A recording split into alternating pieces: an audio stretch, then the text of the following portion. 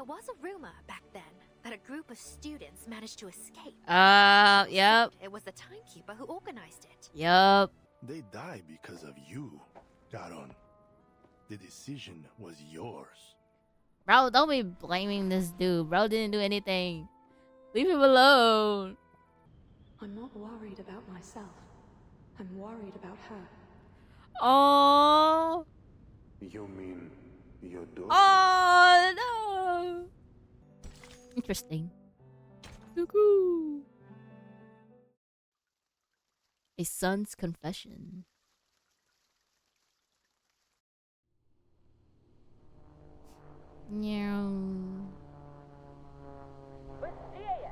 Hey!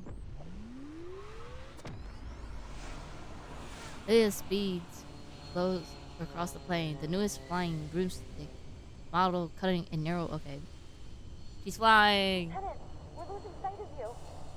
Then you better learn how to get your speed up to 240 in 5 seconds. What? A series of vague replies comes through the communicator. Their voice strains as they struggle to catch up to their captain. But at this height, according to the manual. The manual? That's for nerds. Are you nerds? Move into split formation. Oh my god, the art style looks so different. Is it me? Copy that. 24 flying witches follow their leader into the clouds above, slicing the sky into two with their vertical trails.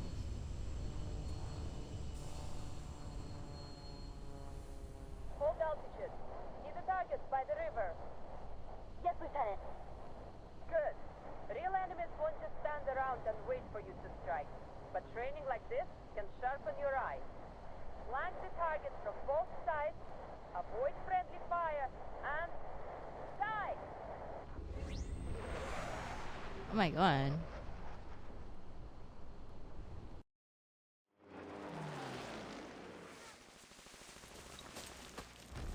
Boom! After a successful firing drive, the two flight seems effortlessly united in the sky. They render it. Okay.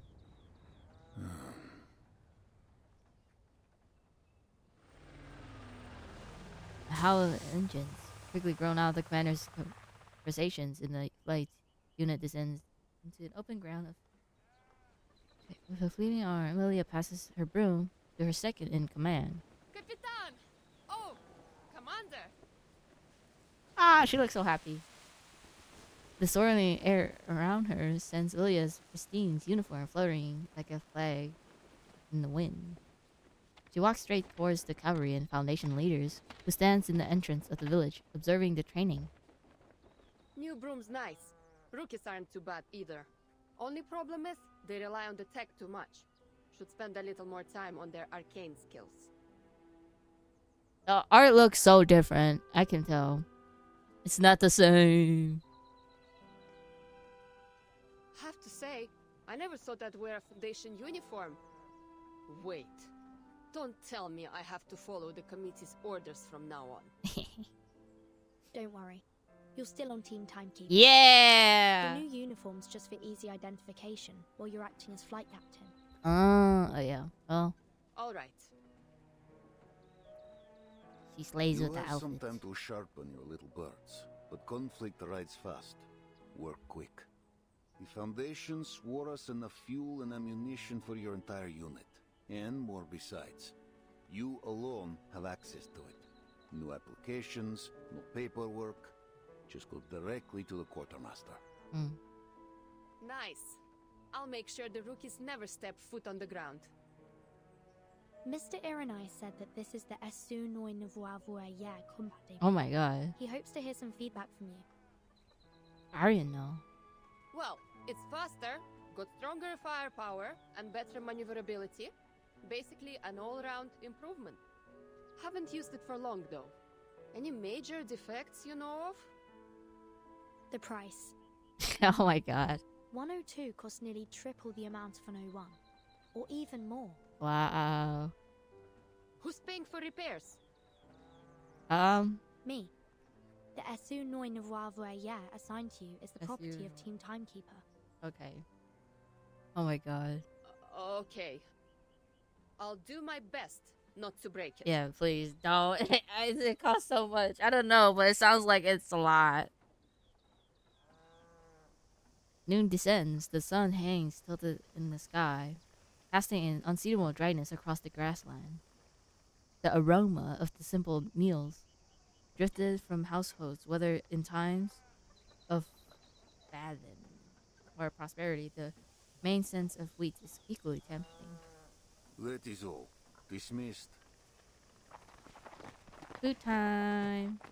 Okay. The order is given. The higher-ranking officials outside the village drift away. Lilia turns to glance at the unit still holding position. Capitan, I need to go take care of the baby birds. Oh my god. All right. Okay. See you later, Lilia. She's a mama bird now. She gotta take care of her rookies. The temporary captain of the flight unit turns away. Timekeeper. Anything I can help you with, Commander? Hungry? Come to my home for a meal, won't you? I'll send for your assistant too. My mother's stew could raise a fallen horse. She would love for you to try it. Aww. I feel like she would be like, oh, that's kind of you, but I got things to do. Things needs to be done. But I don't know. A simple invitation, yet under the circumstances, its recipient perceives a subtle unease. Sorry, I was just thinking about something. Do you mean to say that your home is in Tamarovka? Yeah. That's right. Will you come? I guess she's going. She didn't say anything about it, but. Wow. The commander pushes open an old wooden door, followed by two special guests. Faint candlelight reveals a rope strung above their heads. There are dried vegetables and smoked meats, but now hangs bare. Mama. Aww. Vanyusha, did you bring guests? Good afternoon, madam. I'm Vertin, timekeeper of the Foundation. And this is Sonetto, my assistant. Oh, so you're the one. The elderly lady fails to hide her surprise. When Vanyusha told me there would be important guests joining us, I hardly expected them to be so young. Oh. I mean, yeah, I'd be surprised too. Oh, I meant nothing by it, Rodnaya. Just the words of an old woman. Honestly, Vanyusha, you must tell me if you plan to bring growing young ladies to lunch. Oh my god. Miss Galinda, I think, gives a sheepish look at the cabbage soup, hard bread, and smoked fish before her. We're just here for a simple meal, Mama. No feasts while others starve. The meal looks delicious, madam. More than enough for us.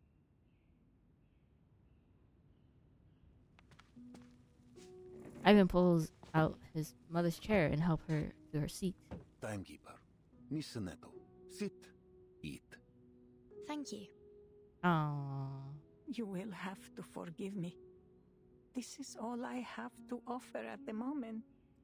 It's okay. It's more than enough. Ivan takes a piece of rock-hearted bread to soften in the hot soup. His young Jess follows suit. You have food enough for the winter, Mama. Oh, don't worry about me. Though if things go on like this, who can say? Right, there's something. Oh, never mind. Miss Timekeeper, are you here to end the famine? The famine. Please, call me Vertin, madam. As for this golden famine, I will try my best to give it a thorough investigation. Caught between frustration and hope, the old lady lets out a sigh. What is the should golden know, famine? Vanyusha. Fathom. Many have told me to leave with them. But I have stayed, trusting that you will find a way. Some of those fleeing south passed through the village. They said the attackers are different. They only take out Duni, arcanists, as captives. Wait, something happened. Hold up.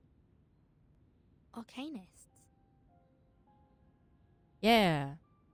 Yes. The poor things who refused to cooperate were beaten half to death before they took them.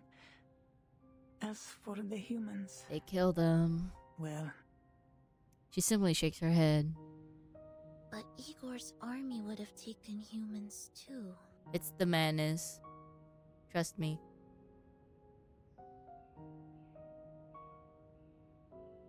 Igor, Wait, she also might know her too, because they're Sonetto, childhood friends. You must try this pickled watermelon. Spoonful of sour, dark red flesh slowly shoved into the chief assistant's mouth, stopping her from revealing anymore. Oh, It's just like stuck in okay. her mouth, like. Oh my god. It really is delicious, madam. Quite different from any I've ever tasted. Might I ask how you made it? it warms an old woman's heart to hear such things. Nothing special, really. Though many underestimate the importance of the barrel. Arrow. Okay. As Miss Linda steadily shares her years-tested method of picking watermelon, they leave behind talks of those troubled times. The sounds of sounds of wooden spoons scraping against steel bowls mingle with chewing and swallowing.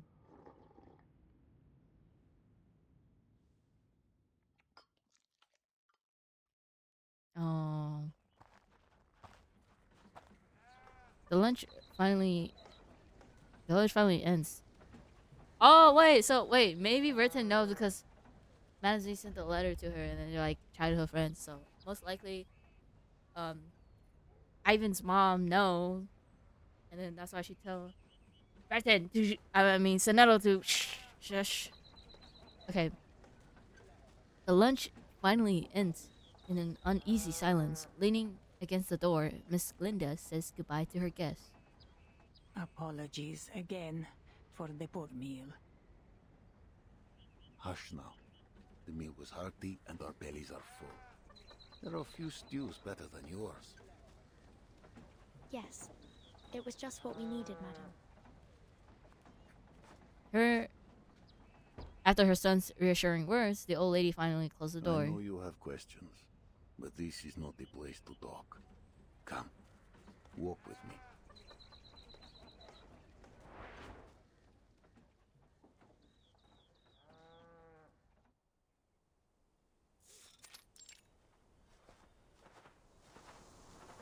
Outside, the layers of golden grass laps at the edge of the village like waves on the beach. How could Miss Galena be your mother? Galena? The directness of the questions adds a touch of chill, unusually warm air. The commander smooths a wrinkle in his collar. Timekeeper, you know the same pain, yes? To witness the storm take away those you love. We all do. Oh! Wait, oh my god, I'm so dumb. Okay. If that face appeared again, full of light and life before your eyes, could you steal your heart?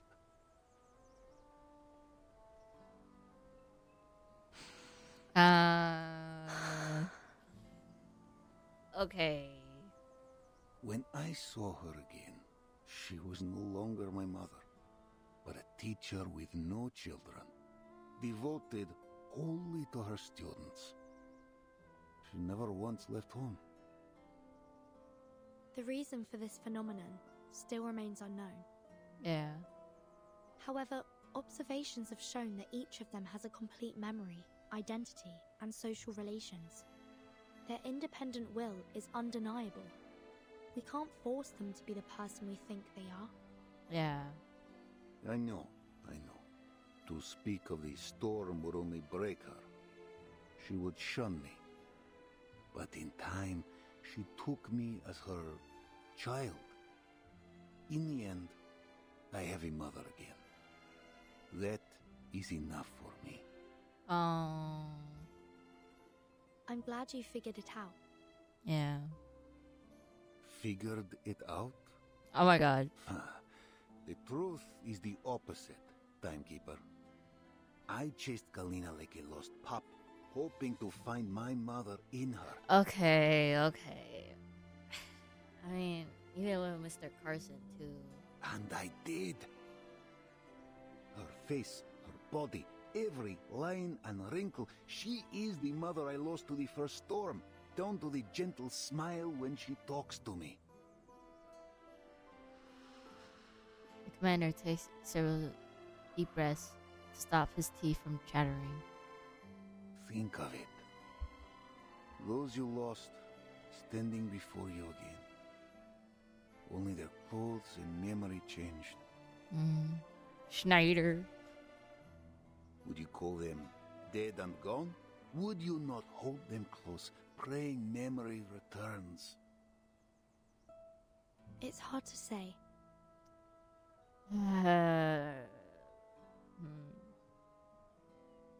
I've never personally dealt with such a thing. Perhaps I'll have an answer if I do. Maybe Schneider. Who knows? That would be, or like Ring or Isabella. They also got taken by the storm too.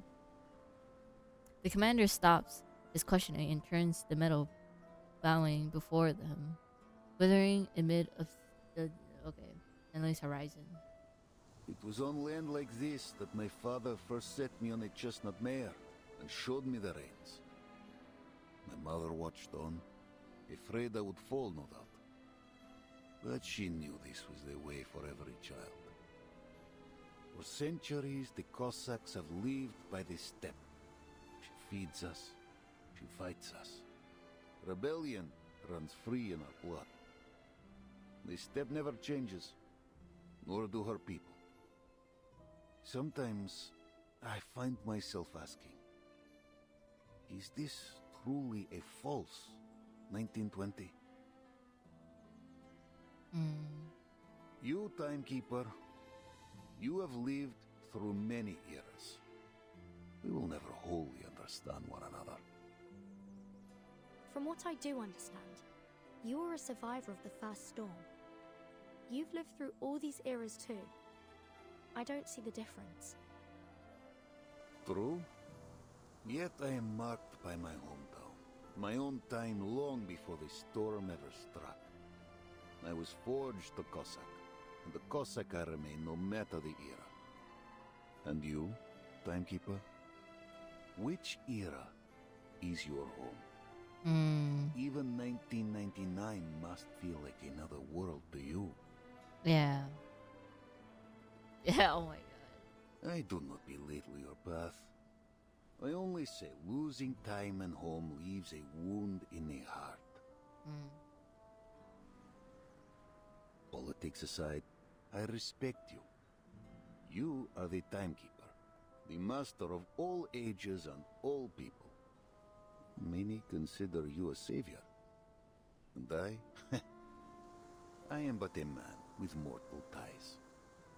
Zeno has every reason to keep me at arm's length. This is all the old. Okay. Commander, wait. Yes? What more is there to say? I have no power to change your decision. But I have a mission here. I need to know. Will you follow Zeno's orders and lead your army to Belgrade? I will see you safe to the city and stand with you in your mission. This I swear. I understand. Commander! They turn back to see a figure rushing towards them, arms flailing. Commander! What are you doing out here? I thought you were at home. What happened?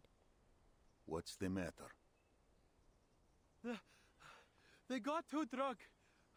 A brawl's broken out. Oh. I mean, if you said like, oh, if we've been attacked, then that would be like, oh my god. But It's just a fight. I don't think it'll be that bad, right?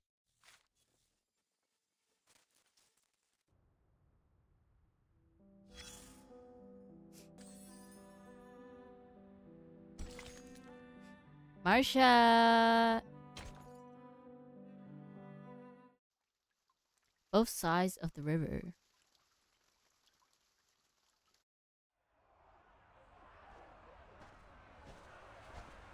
Several young men in Xeno cavalry uniforms surrounded the house along with some boys not yet old enough to serve.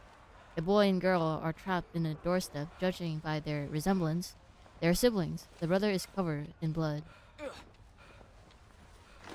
The cavalryman poised to charge, stumbled back and crashed into the line of men behind him. A knight stands the circle center, only the barrier between the cavalryman and the two children. Who's next? Whoa, whoa, whoa, whoa, whoa, whoa. This has nothing to do with you, outsider. Another cavalryman steps out of the crowd, ready to fight. Oh my god! Marcia, take them out! Let's go!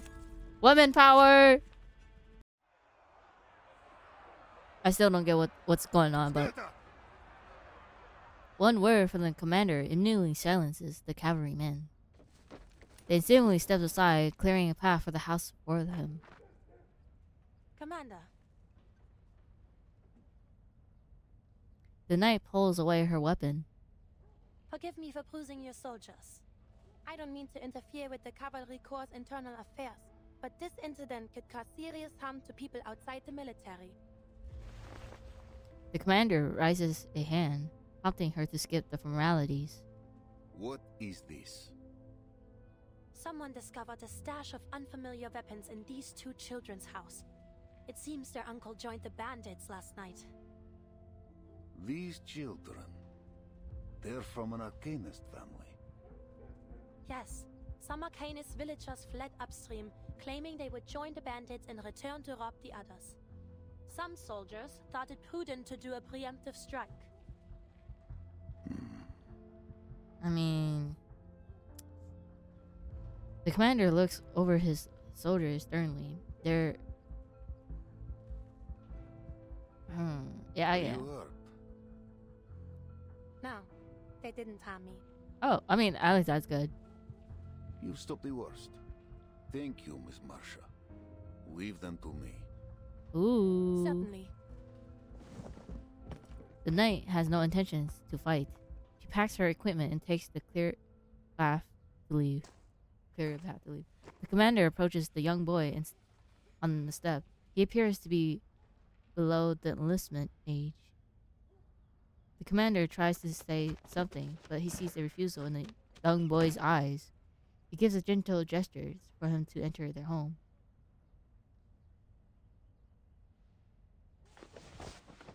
He turns, still standing at the tall doorstep, and faces his men. There may come a day when we cross blades with our townsfolk. A day none of us prays to see. This war will scar us. It will scar our children. Our children's children. The dawn will carry our deeds for centuries. Those who take up arms with bandits are our enemies. And we will answer with bullet and blade. But their families will not suffer. They are our people. Yeah. Our people. No harm will come to them by our hand, else we become those we fight. Then what are we waiting for? Why are we stationing in the city? We aren't city guards, we're riders. We should be out on the steppe hunting down the bandits. Right. These are our homes they're destroying. How can we just stay in the city and watch them burn? If the cavalry won't go, then we should go ourselves. Split up by village and defend our own. Then the enemy will seize the chance. And one by one the blood of you and your families will water the dawn. Dang. We fight for the peace of the steppe. If she is to flourish as she once did, then we must stand united upon her plains. Mm. No more words on this. I forbid it. All those who brawled will be punished as necessary. Now, go to your chief and get packed. The rest period is cancelled. We ride in 1 hour.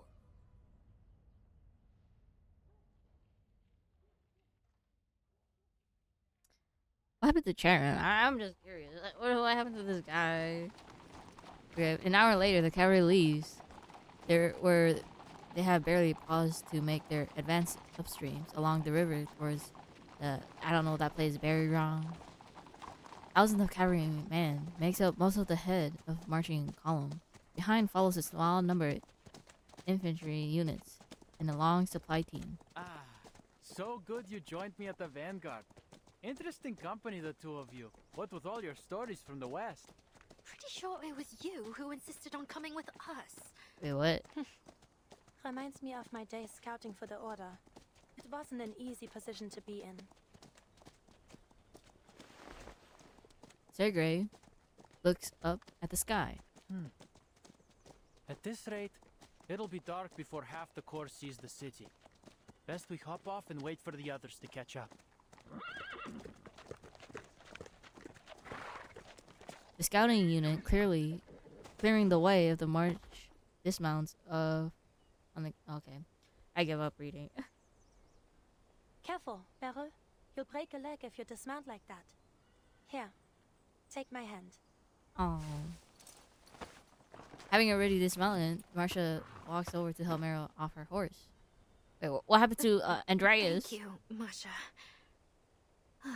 Finally, a bit of a break.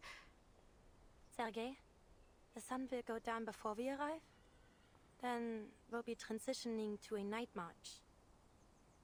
Yeah, we were supposed to put up for a night in Tamarovka and leave at dawn. What kind of army starts a march in the afternoon? Night marches come with considerable dangers, especially when we don't know the enemy's movements. What's got the commander so anxious? He's a commander. He must have his reasons. Believe me, I know what it takes to lead a troop. And no, you don't. My great-grandfather was a general, you know. Fought off Napoleon side by side with the Tsar himself. Came home with a chest of medals, too. Shame my family lost him. What we're gonna do with it? Brag about it and say like, oh, your grandpa had these. Okay. Without the taunts of the townsfolk, there's no one to remain Sergei's bragging. Yeah. If you ask me, it's because of the timekeeper. The sooner she finishes up whatever it is she wants to do in the city, the sooner he can send her on her way. Sergei's voice is opinionated freely, not realizing the person in front of him is a member of a foundation. Then, we won't be stuck guarding the city, and we can finally show the bandits what's what. You know how dangerous they are. What's the timekeeper doing here? You could always ask her. Aren't the two of you around the same age? Wouldn't you have been classmates at school? Yeah, I was like, pretty sure. Seriously? Can't we just drop this? Burton was already the timekeeper by the time I got there. Oh. Never saw her in school. So, she got there after everything happened. Okay. The SPTM. A school full of arcanists. It should be an interesting place. You can join the Not team. as much as you think. You'll be fine. You can join the team. Everything we learned was for the benefit of humanity and the supreme mission of human survival. Every day, there's a morning broadcast of the school motto in 12 languages, and the student handbook's thicker than the Oxford Dictionary. Oh, and the fence. It's electrocuted. Can you Yeah. imagine? 230 volts of electricity buzzing day and night. It's more like a prison than a school. Yeah. There was a rumor back then that a group of students managed to escape. Yep. It was the timekeeper who organized it. Yup. The timekeeper? That's difficult to imagine. She seems very level-headed. People were kind of scared of her. Apparently, She was their leader. Did she or the other children bully you? No, she wasn't there when that all happened. Meryl freezes at the question. Not at all. Why do you ask? I was bullied by someone of that type when I was in the Order. Wait, what? Marcia speaks as if it was nothing more than a passage from a textbook. I was about half the age I am now. As an arcanist, my physical fitness was poor before I received training from the Order. Some older squires would give newcomers like me a hard time. We didn't stand a chance. What's a squire? They serve the knights, and are usually candidates for knighthood. Newcomers take on menial tasks while they study the arcane skills of the Order. Those who master them become squires. Wow, and you ended up a knight. Did you train thinking you'd go to war? War. I had always pictured it as something far off. A legendary battle of dreams and ideas. Wait, oh yeah. Oh my god. I forgot that she wasn't from this era and before she go to war and then get taken by the Foundation. Okay. Until it broke out. I'm no longer so naive. I feel like we have a different artist here or something. Like, You must have taught those bullies of yours a lesson, right? and they probably all did. Marcia's mouth curls into a mysterious smile. Very few squires are granted knighthood. Sergei, who has been listening, cuts in. All right, rest's over. Back in your saddles. Better not let the team see us lounging around. Sergei stands up and checks the saddles are securely fastened. The other follows suit. You'll see Berigrad once we reach the top of the slope. I want to hear them keep talking. I want to know the backstories and stuff. Okay. Those were They some ride. stories. Didn't have anything half as exciting in my childhood. By the way, I could show you around the city if you've got time. I know it well. There's a Turkish place that makes the best kebabs. But they might have fled already. Leading the way, Sergei quickly reached the top of the slope. Behold, the dawn's great. Great, what? Good. Sergei pulls hard on the restraint, or the reins, stopping the horse before the crease. What's wrong? It's not Wait. there. Am I seeing things? Oh. Why are there so many people outside the city? They ride up to his side. The dark crowd formed across the cavalry corps route to... This is an army. They're blocking the entrance. What? At this time of day? Sergei, tell the commander to halt the march. Merle and I will stay and observe their movements. Go. All right. I mean, of course, it's a menace. They're always 2 steps ahead of us. Like, who else? Or Zeno, Igor. Outside Baragrad, did you get a clear look? Bandits or other forces? An army. I'm not sure, but they're definitely not bandits. There are too many of them, and I think I saw armored cars. Yep, menace. Oh, and a banner with a griffin on it. A griffin. The commander, Rose darkens. Hold all regiments. Hold the advance and take the high ground outside Baragrad. Do not engage. Yes, Commander. I got a feeling. The temporary... Okay, rushes off. The commander turns to his own chief of staff and the Flying Witch captains at his side. A griffin. Oh my god. For a second, I almost thought that was Lilia. Okay. Igor's banner. So he's here. Just outside Birigrad. Only half a day's march away. Our orders are to enter Birigrad. If Igor blocks our way or tries to attack, we have reason to engage. But the city and its people may already be under his thumb. If the upstream villages truly were pillaged by his hand, then he may threaten us with the lives of Berograd's people. The commander's hand instinctively reaches for the gun at his waist. The cold metal calms his nerves. Lieutenant Lilia, your unit will confirm the number and formation of Igor's army. Retreat if attacked. Suffer no losses. On it. Yeah.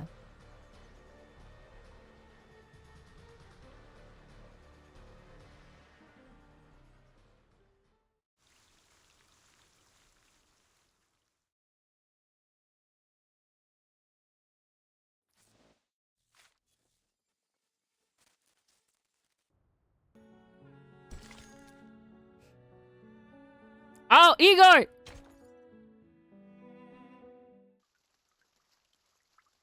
Yum, yum, yum, yum, yum, yum.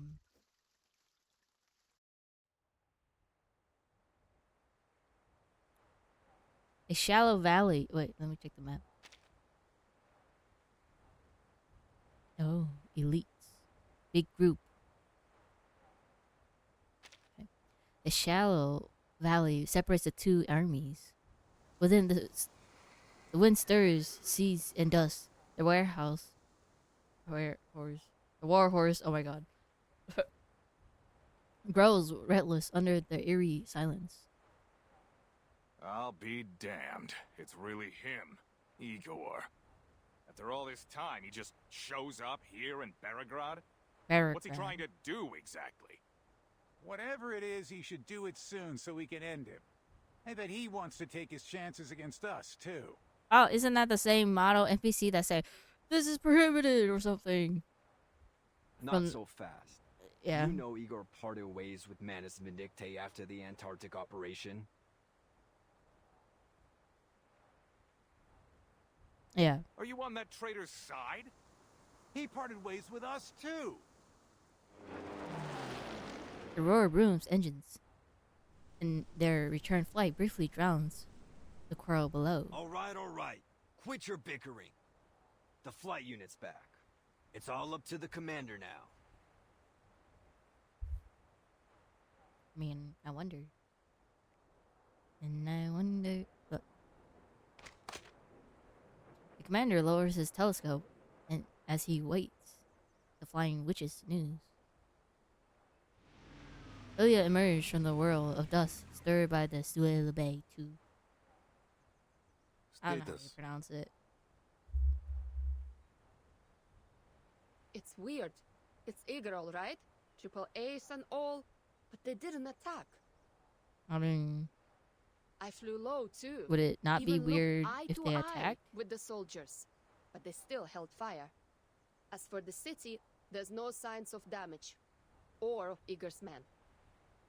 Oh, what? The soldiers are all outside the city? Yeah, got his main force positioned along the main road to it. It's like he wants us to see him. He wants us to see him. If he wanted to stop our advance, capturing the city would have been the best bet. It's almost like he's welcoming us.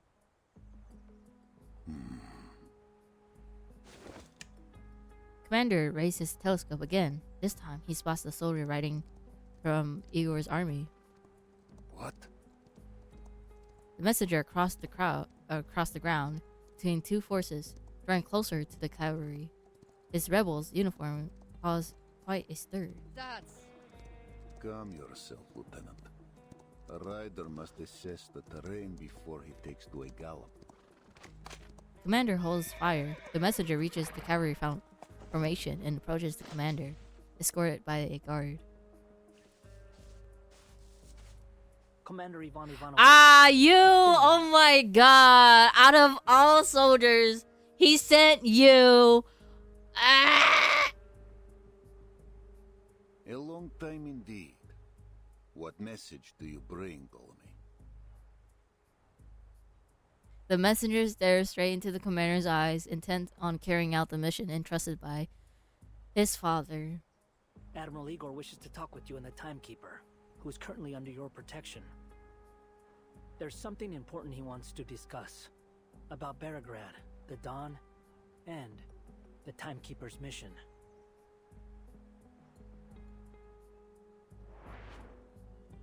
I still do not forgive you doing whatever you just did with Andronala. And you even order Andronala to kill Verton. Like, are you kidding me? You think I've forgiven you? Oh my god. Igor has... Okay. Seems he knows why you're here, though this could be a ploy. It's too dangerous for the timekeeper to meet Igor in person. They should speak via communication device instead. They could easily have reached us through such devices. Yeah. Given this message was brought by one of his most trusted subordinates. I don't think it's negotiable. What are your thoughts, Commander? The commander finds himself in the unsure of his decision. I want to know his purpose here. And him stationing outside the city does look like a gesture of goodwill. That said, I shouldn't meet him in private. Word will surely reach the Joint Committee. I understand your concerns. But either way, I'll meet him. Right there, you're gonna get yourself killed, but okay. Timekeeper? I currently have almost no information on my mission. I'd like to know what he has to say. Redden's like, even I if got it's a this. lie. The commander paused to consider. Our orders are to avoid confrontation. Accepting his request may be the way to do that. But whether I join the meeting is your decision. I mean, it's up to you. Me? Yeah. The committee will not question your motivations. If I attend, let it be by your bidding. Then if they question me, I will have my defense. I see. I'll make the decision. You're coming But with how us. can we ensure the safety of the timekeeper and the others?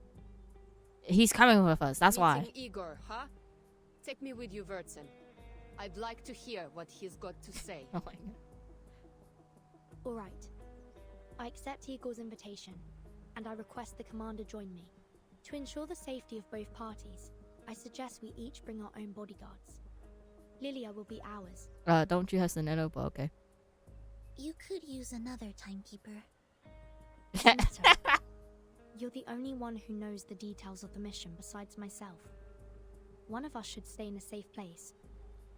Okay. Relax. I'll bring Vertson back in one piece.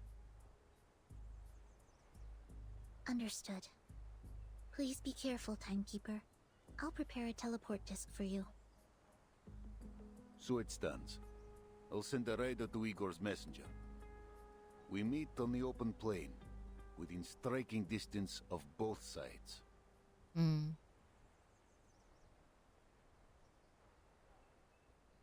I was like, what about Soneto? And like, yeah, oh, you'll be fine. Oh.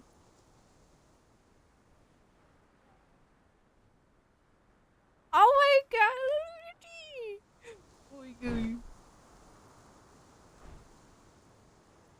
I mean, you can try to go around them instead of like towards them, but okay. Anything works. Igor arrives first at the designated location and waits patiently. He stands alone, not a single guard on the side. I'm sorry that this is the way we meet again. Are you though? I feel the same, Igor. What did you want to talk about? The rebel leader seems unfazed by his opponent's omissions of rank.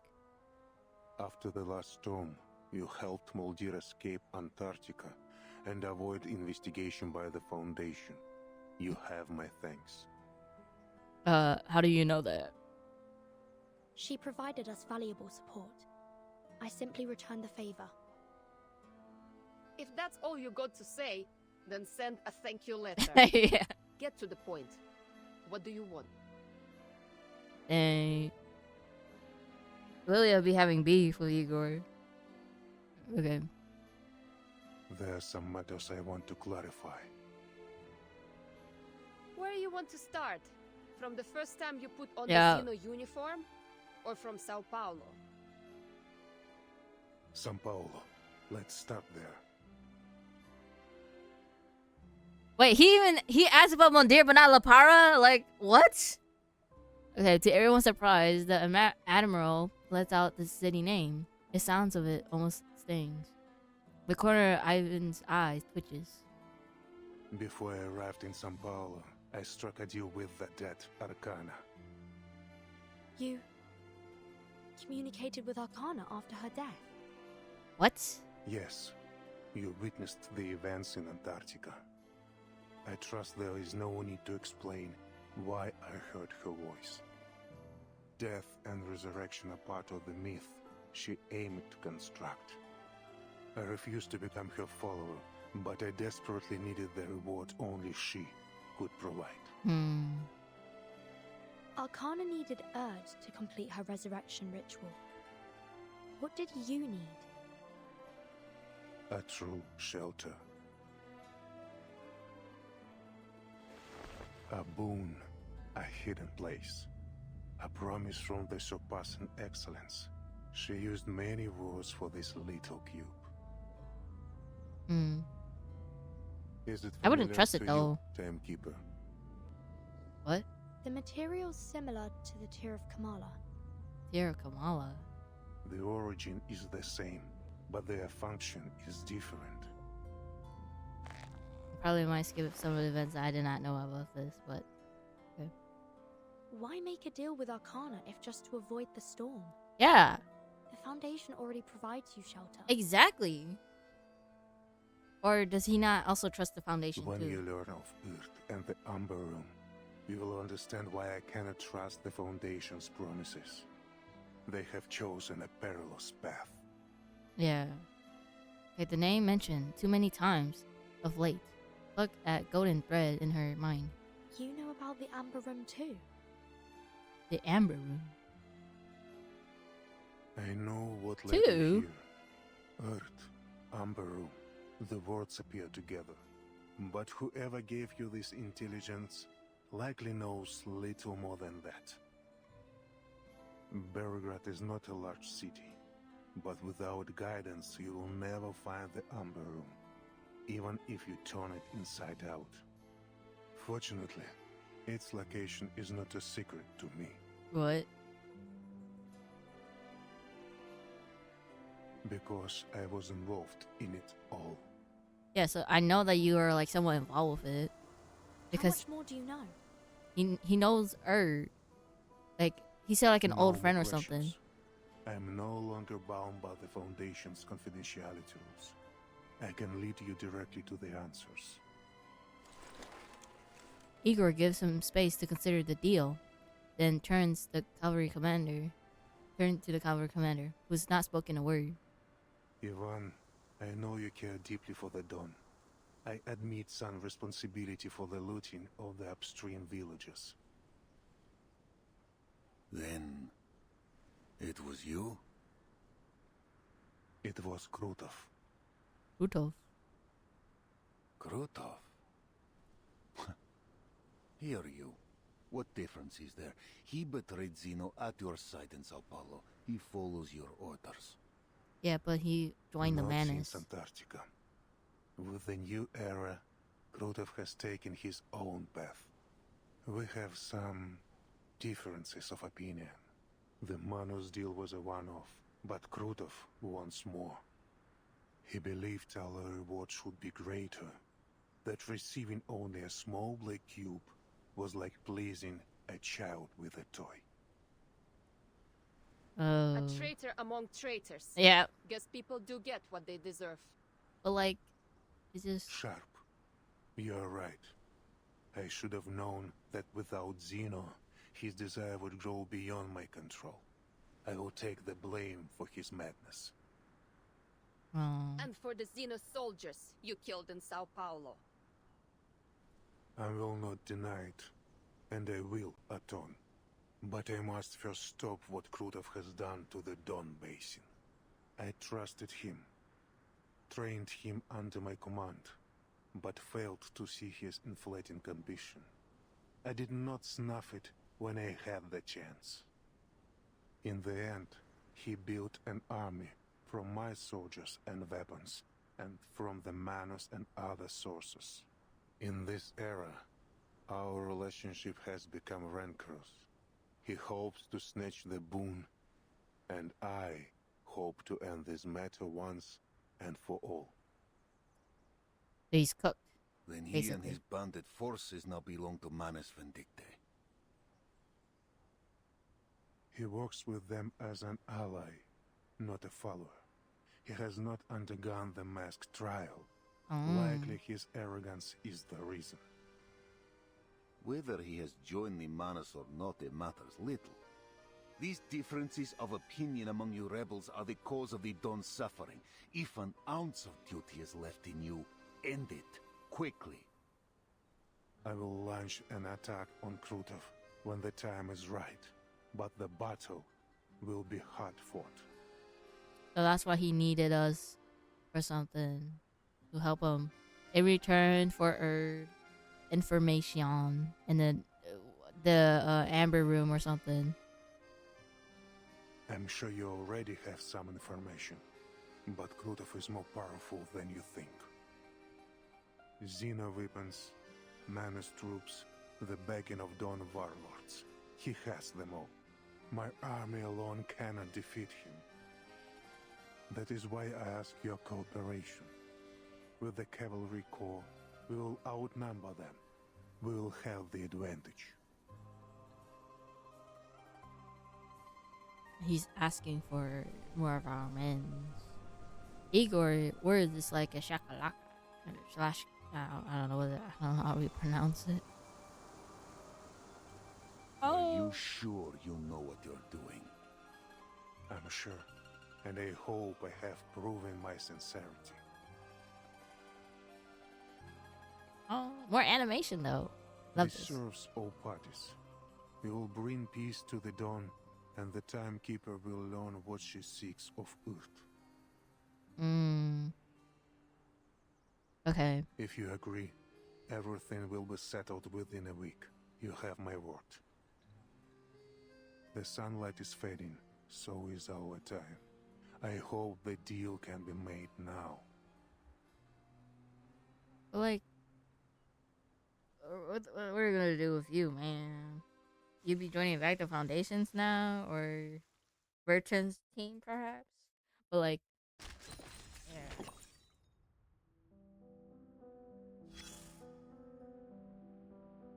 The keyword.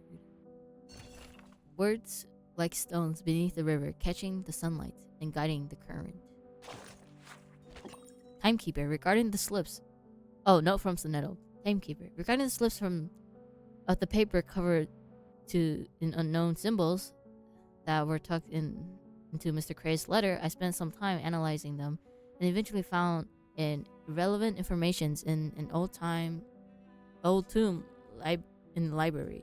They follow an ancient and rarely an accident and rarely used encryption method. I dispersed them and extract several fragments from the mass meaning character strings. I transcribed them below. Paragraph, Amber Room, Foundation, related, secret experiment, Erd. Secret experiment? What is unknown symbols that were tucked into Kraya's letters? What's she doing with Kraya's letters? Where did she get that from?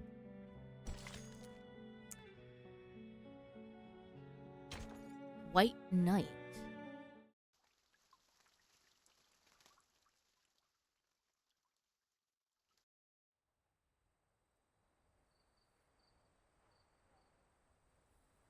Under the cover of night, Xeno Cavalry Corps resumed its march towards Belgrade, or I forgot how to pronounce it. The legions hold the positions at the main road to the city. Both armies remain on high alert. Alone on the field comes the slow crunch of two pairs of heavy boots. It must have taken some convincing, especially with Sternova. I swore it would bring peace to the Dawn. Sabina objected, of course. Once a traitor, always a traitor. Yep. Her exact words. Oh, Cernova, she really easy to sway. Yeah. She's right.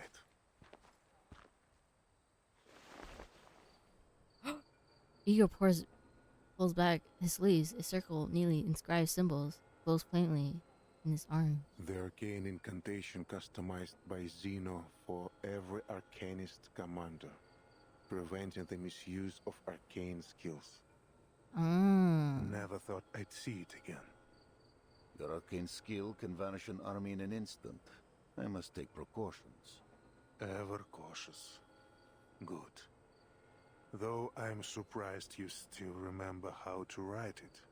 I knew a day would come when I'd need it. I never thought it would be for this. Commander has no desire to pursue the topic. He looks away.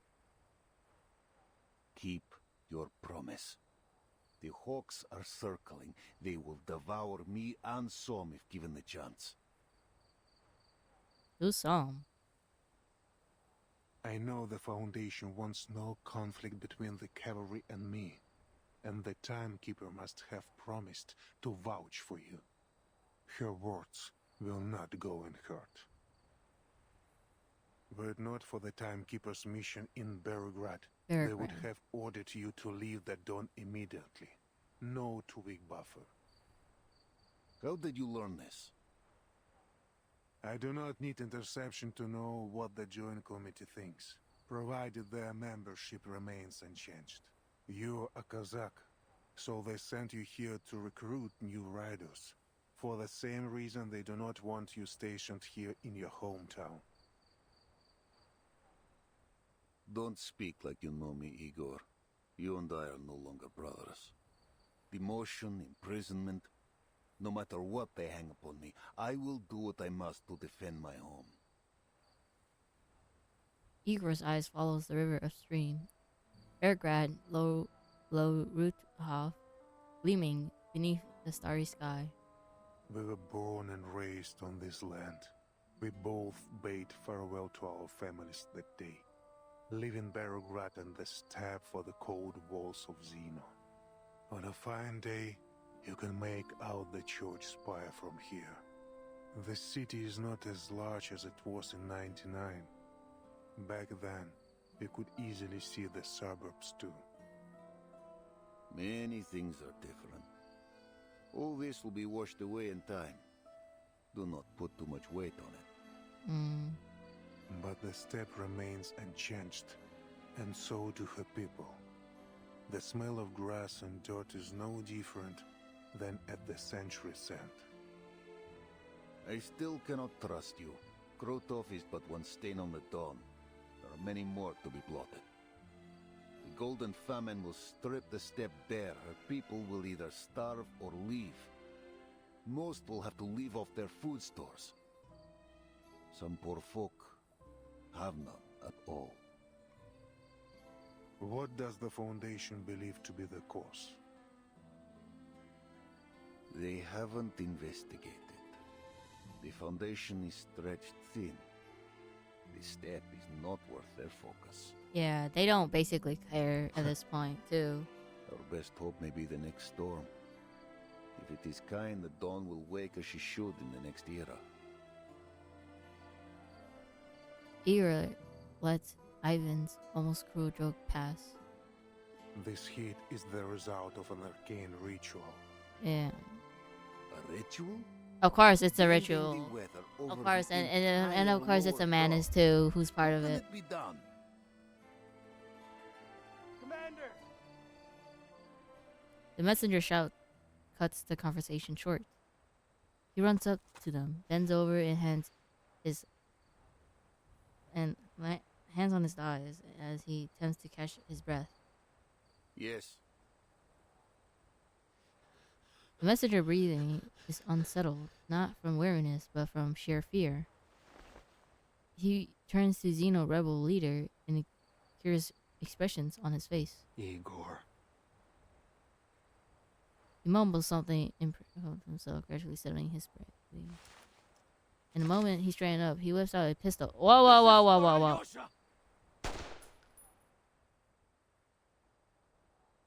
whoa. Oh no! Igor staggers 2 steps and drops to one knee. That won't kill him. I'm pretty sure he'll be fine. The messenger trembles, his hand throw off the shots, of course, denying the bullets its deadly purpose. After a brief moment of shock, Commander lunges towards it and sees the messenger's wrist. Soldier! What do you think you're doing?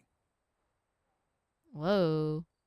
He forces the messenger to face the ground. He faces the dirt of his home with every word he roars. Alyosha!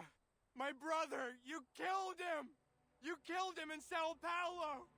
Why did you do it? Because he wasn't an arcanist? Because he wouldn't help you cozy up to the menace scum? No one answers, besides his struggling. The night turns to silence. Your commanders may execute any soldier who sabotages the army's strategic goals as a traitor. This is Xeno law.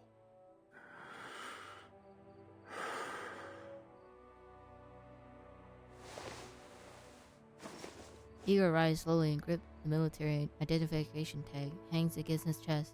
A dents remain where the bullet struck. Bruh, are you kidding me? Okay. He is calm as silent night of dawn. He steps forward and kicks the fallen pistol away. Let him go. This is my army. You have no say here. No, not far off. A few warhorse neigh. Torches quickly light up the dark like streetlights. Let go of me! The messenger struggles free of Ivan's grasp, roll down the slope, and vanish into the marching column. One by one, the torches go out. Sure, it was me. The commander fires several shots, but hits nothing. Father!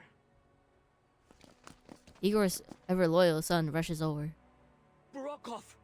Don't even think about protecting that bastard!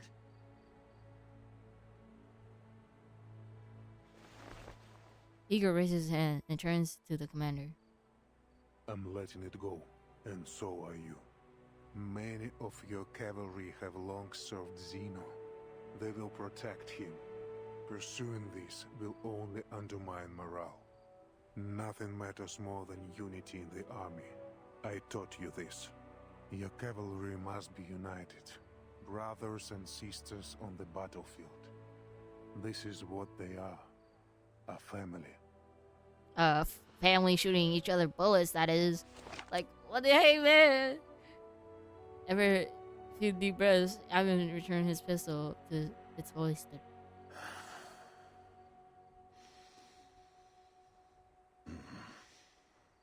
The hatred of those who once trusted you. A bullet to the chest, Krotov's betrayal, a home soon to be aflame. Yeah. Remember what you have wrought, Igor. I can never forget. About the ritual that caused the Golden Famine. It was Manus Vindictor's doing, composed of multiple rites. Their goal is to expand west, first the Don, then the Dnieper. Soon, millions of square kilometers of land will grow no crops. All of Europe will face hunger. What sort of ritualist has the power to change the weather over such an area? Remember, Ivan, our enemy is a resurrected deity. Of course. With Ptolemy supports, Igor makes his way down the slope. I don't think he's injured, right? It says like the thing created dent, so I'm pretty sure he should be fine. Oh no. Manus incense. Keep breathing. No. The ritual lifts a censer above head. Colorful fumes spills from its veins. They creep around and bound captive like gases. What? He's choking. Oh, this turned them to like Manus looking thing. Instead of wearing the mask, they turned to like, yeah, okay. he raises his eyebrow in contempt of the horrifying displays. Is he dead?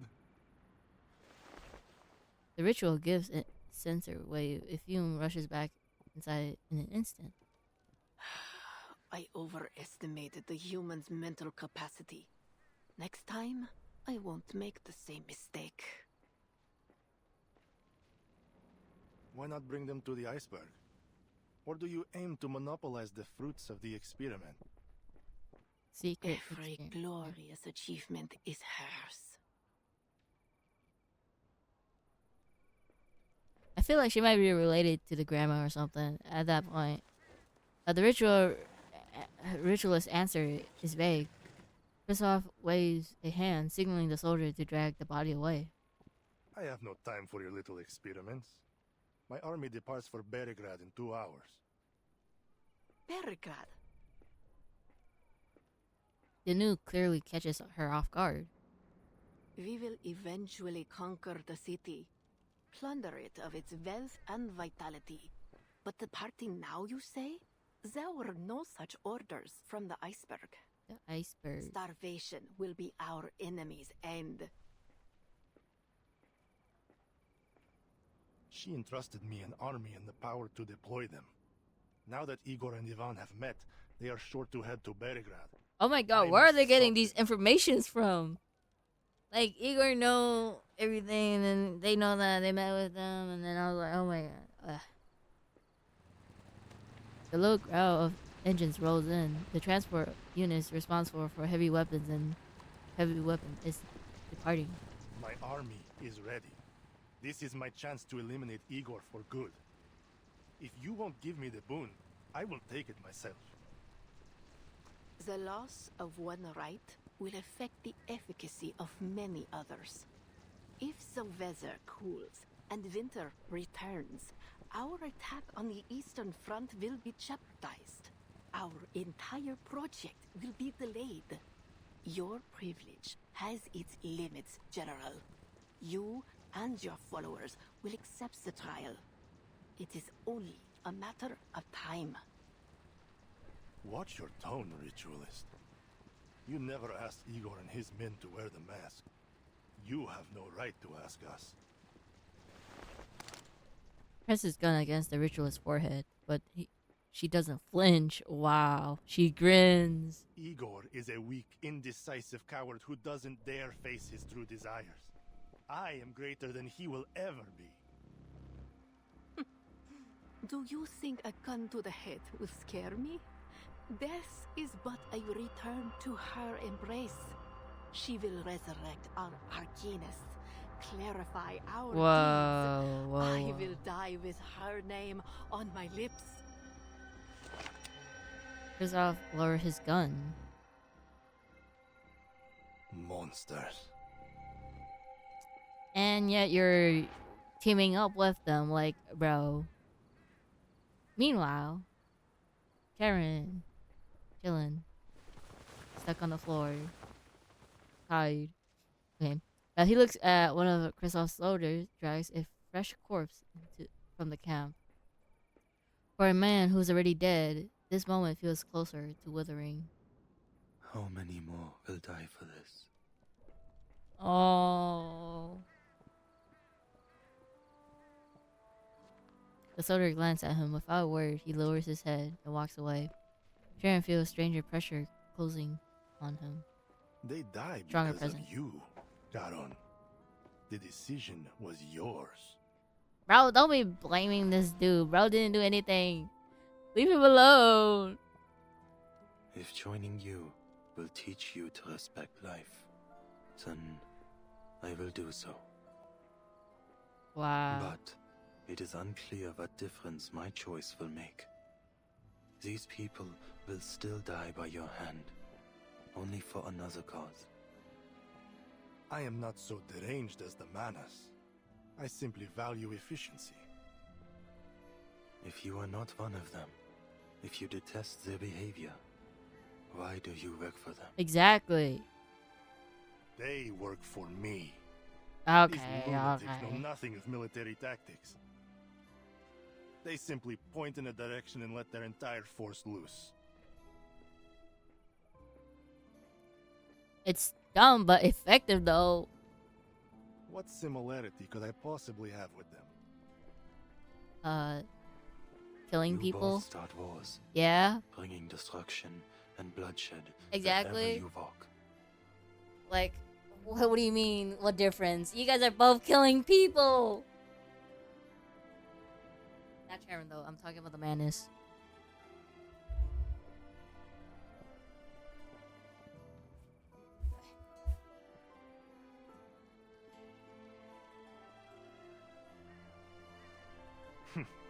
Our purposes are different.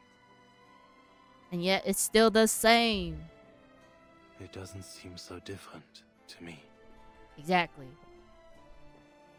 A pity you have to go.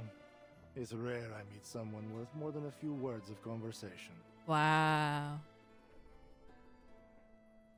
Sharon fails to grasp the implications behind those words. He only sees a soldier approaching with black horse. Andreas! Don't do anything to it! Nay. Before he even realized, he is bound with rope with 2 soldiers behind him. Why do you bind me? The ritualist has already limited. Yeah, like doing this will be stupid, but okay. I have other plans for you. Ah, ew. That is stupid. He's like, why do you tie me up? Like, I'm already stuck on the floor. I don't like this guy. Leave Sharon alone. He didn't do anything.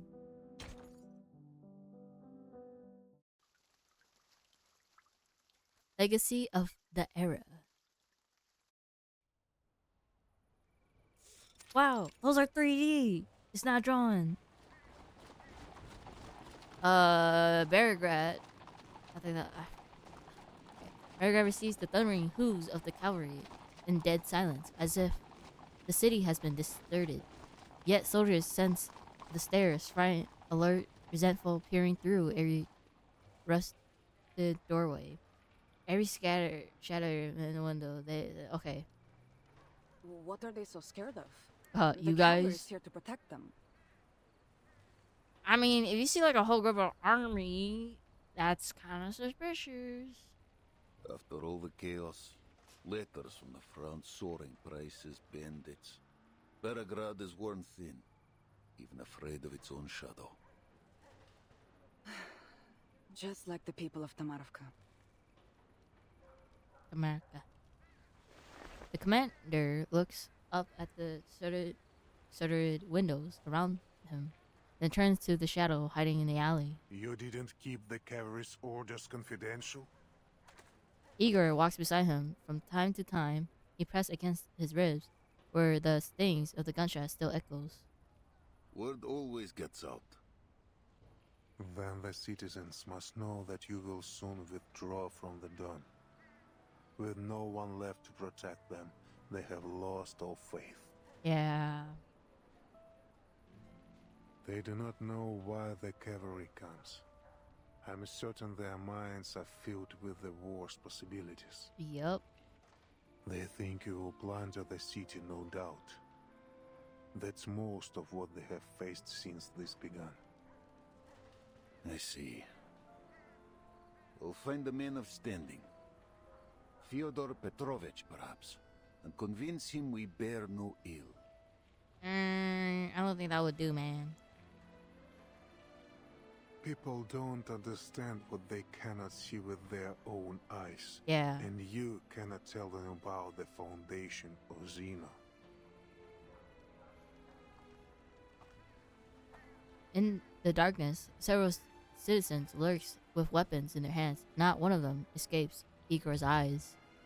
They have already formed a militia, preparing for the worst. All we can do is remain discreet and avoid adding fuel to the fire. We must end this quickly. Deal with Krotov. Captured or killed, it doesn't matter. Destroy the ritual and return the steppe to what she once was. and aid the Timekeeper in her mission. Yeah, don't forget about the Timekeeper. Weak, Igor. That was your word. Do not forget it. I suggest we entrust the ritual issue to Lilia's flight unit. They have the element of surprise. An aerial strike will give the Manus little time to react. Yeah. Already done. The coordinates you gave are with Lieutenant Lilia. He's working on an air raid plan as we speak. I will leave Beograd to you. The Timekeeper waits for me at the church. To the What church. she seeks is in a church. I mean, where else? I mean, I think a church makes sense. Lilia brings her broom to stop outside the church. The church is unremarkable among many other Beograd medium-sized, and without a distinctive dome, the only position sets it apart. It stands on a higher ground, giving a clear overlook of Golden Plains. What kind of church is this? Place is abandoned. Capitan, I don't know what you're looking for here, but you got to take care of yourself. Especially Igor. She glanced over at the spots Igor approaching from afar. I will, Lilia. Have a good flight. Sure never will. had a bad one. Though smashing into the vice president's office I mean, would make it a little better. than the Yeah. rest. Yeah. But you get in trouble by doing that. It's farewell. It's a farewell in Lilia's own style, but she doesn't leave. Instead, she fixes her gaze on Igor. Lieutenant Lilia, my interests do not conflict with the Timekeepers. The coordinates I provided are correct. We are on the same side. For now. I am not worried. If you dare to lie about this, you're not leaving the city alive. Ooh. Lilia steps forward, directly squaring up with the rebel leader. But no matter what you do, now or in the future, I'll never forget what you did in Sao Paulo. I'll live through this war, and I hope you do too, so I can walk you to the judgment seat myself and see you punished for everything you've done. Okay, Lilia, just... Okay. She meets his eyes head on, like an eagle flocking to its prey. And if the court doesn't sentence you to death, I Oh will. my god. Meeting Lilia's eyes, Igor understands that this isn't a threat, but a declaration. Declaration. He doesn't confront her, but he doesn't avoid her gaze either. Lieutenant, I know what I've done. I see the faces of those I sacrificed more clearly than anyone. A suffocating stillness settles across his face. I look forward to my judgment day. So do I. Lilia mounts her broom and takes off. Igor watches as she raises into the sky and rejoins her squad. He lowers his head. Let's go, Timekeeper. What we search for is underneath the church. Underneath? Of course, where else? Of course, it has to be Eras underneath change, somewhere. So do landmarks. There was a time the Amber Room was buried beneath the market even. Oh. The church's cellar is deep, near the periphery of the Amber Room. Ptolemy led the digging of a simple tunnel between them. Just as they were about to set off, Sonoto lets out an ancient hesitation. Timekeeper, are you sure you want to go down there alone? It's fine. It's all right, Soneto. Only Igor and I are allowed in the Amber Room. That was the deal. You and Marsha can just wait for me here. Oh, Marsha is here! Yippee! They can talk it out. Or Meryl might be there too if Marsha's there. The road down is not long, but the darkness of the suffocating earth devours any sense of time. Guided by the lingering scent of gunpowder from Ptolemy's excavations, they move What's that toward light ahead? the light. The room. lighting system my man built before. Before? When they dug the tunnel? Earlier than that. Huh? The light grows brighter, revealing an unexpected complex structure as they pass through the entryway.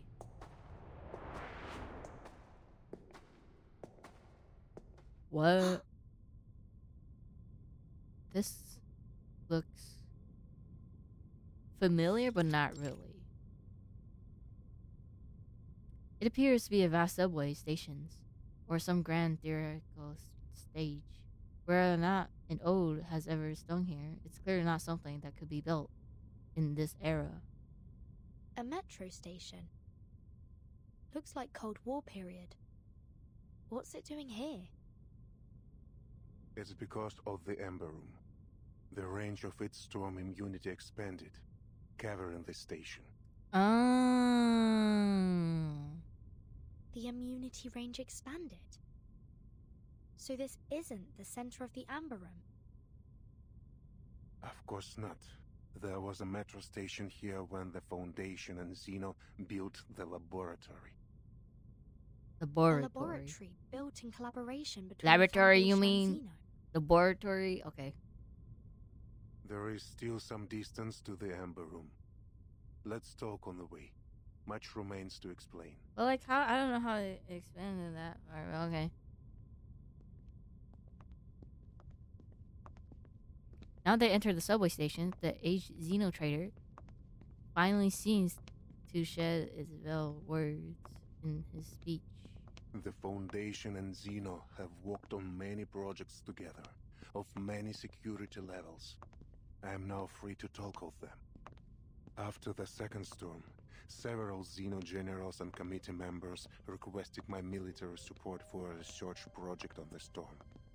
At first, I thought it was similar to the Changeling project. Shady perhaps, but not too harmful.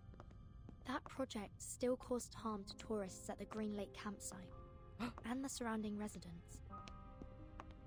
This is nothing compared to what the Ember Room did. After I joined the project, my orders were to station on the outskirts of Beregrad. The Green Lake, and is build it a like military Jessica and the zone others? to protect the underground site. At the same time, the Foundation asked for a thorough review of all soldiers who served Xeno after the first storm, but did not appear in any 1999 records at headquarters. Were they not registered? No, their records were flawless in each branch across the world.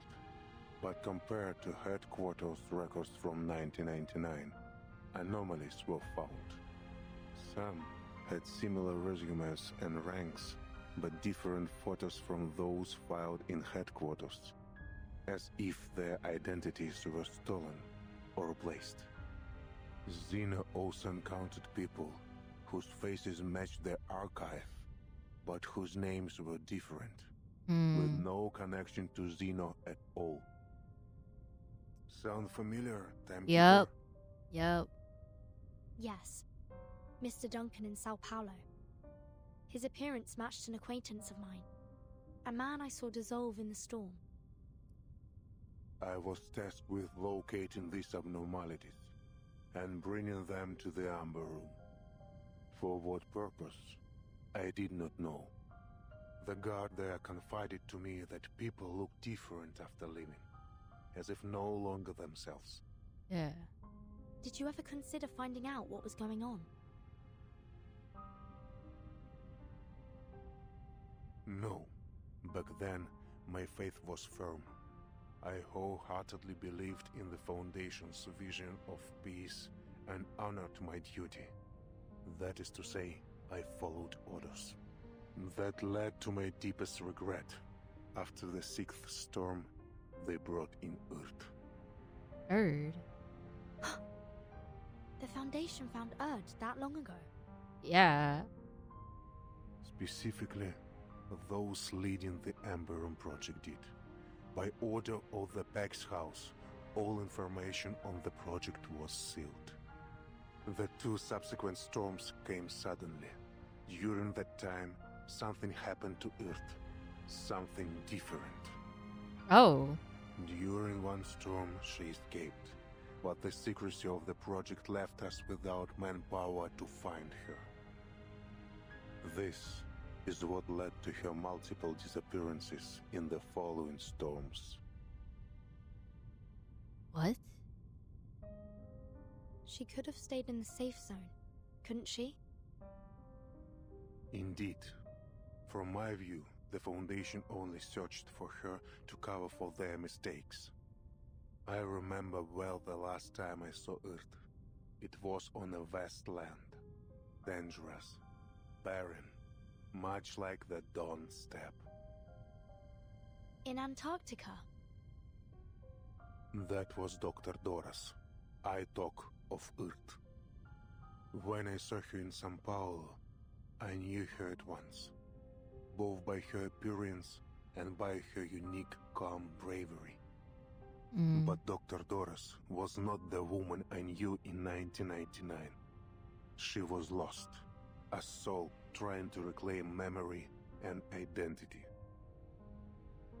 In other words, the last time you saw the Erd you knew was before the first storm. Correct. In 1999, the year the first storm rose rain from the earth. This is the second event I want to tell you about. At that time, our army stood ready in Kazakhstan for a war none had ever seen before.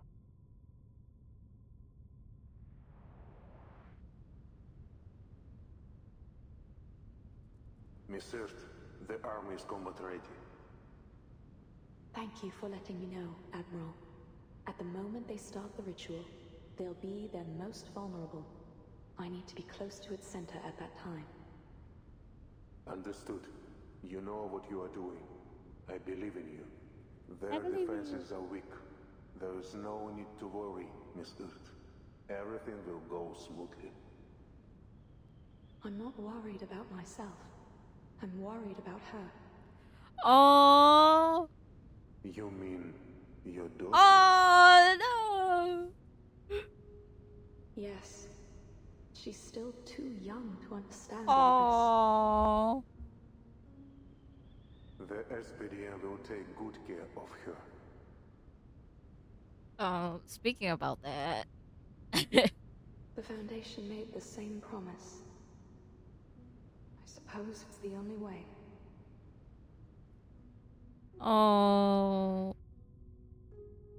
Manus Vindictae held its first space-time ritual on December 31st, 1999. Are you kidding me?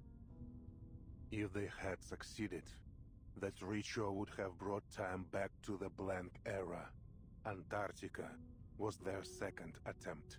Okay. The results were much the same.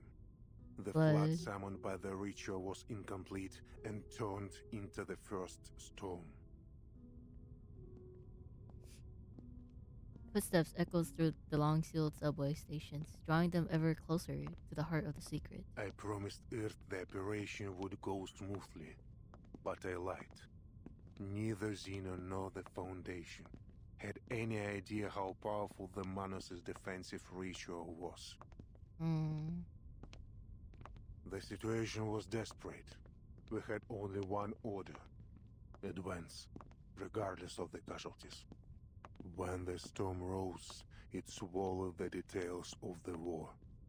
Yet the weight of it haunts me still. The grief of sending my soldiers to die.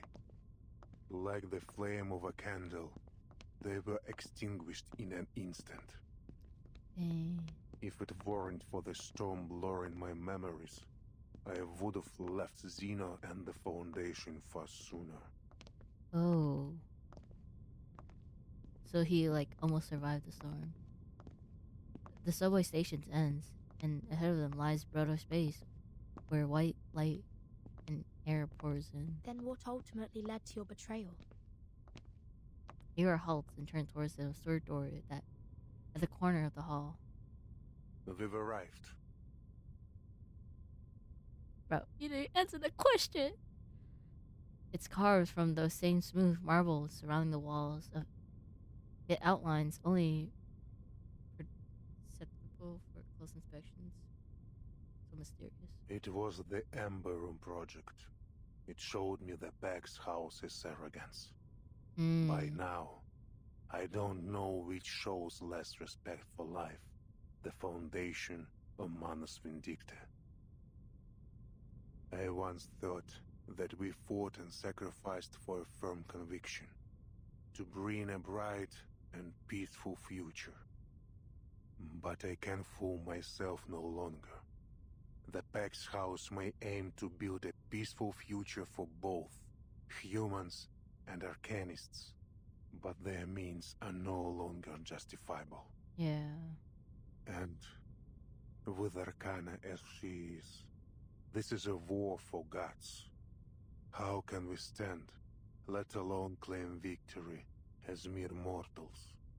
How I wish to have a god on my side, Timekeeper. There's an almost pleading note in his voice. What lies in the Ember Room, I cannot fully say. Data fragments, Miss Earth's words. Whatever it is, she wants you to have it. Destiny has seen it survive several storms, waiting for this hour, for you.